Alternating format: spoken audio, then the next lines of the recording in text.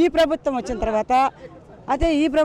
తర్వాత నేను వచ్చిన మొదలుకొని వాళ్ళకి ఎంత లోన్ ఉంటుందో అంతవరకే మేము ఇస్తాము. ఆ సమయంలో మేము కష్టపడి కట్టుకున్న వాళ్ళము. మాది లోన్ కంప్లీట్ అయిపోయినప్పుడు వాళ్ళకి ఏమి రూపాయి కూడా చెల్లుబాటు లేకుండా పోయింది. అట్లా కొన్ని వందల గ్రూపులు, వేల గ్రూపులు ఉన్నాయి. వాళ్ళకి ఏమి సున్నా, ఏమి నిరాహారంగా ఉన్నాము. అదే మన చంద్రబాబు నాయుడు ప్రభుత్వం ఉన్నప్పుడు ప్రతి ఒక్కరికి 10,000 రూపాయలు. అదే లోన్లు కూడా పట్టుకుంటాము. జెంట్స్లు ఏదో రైతుల మీద ఇస్తారు కదా లోన్లు. ఆ లోన్లు ఉన్నప్పుడు కూడా వాళ్ళకి మహిళలకు మాత్రం ఇచ్చింది, వాళ్ళ పసుపు కుంకాలకి ఇచ్చింది, అది వాళ్ళకి ఇవ్వాలనేసి అని శబ్దం చేసి ఇచ్చేస్తాడు. అది ఇప్పుడు మాకేమంటే మేము కష్టపడి కట్టి ఆయన వచ్చేటప్పటికి కంప్లీట్ అయిపోయింది. అంటే స్కోర్స్లో కట్టుకున్నాం కాబట్టి, ప్రతి నెలకు కట్టుకున్నాం కాబట్టి కంప్లీట్ అయిపోయిన వాళ్ళకి మాకు సున్నా వచ్చింది. ఇంకా మనమే మీకు లేదని చెప్పేశారు. అది వన్ సైడ్ చేశారు.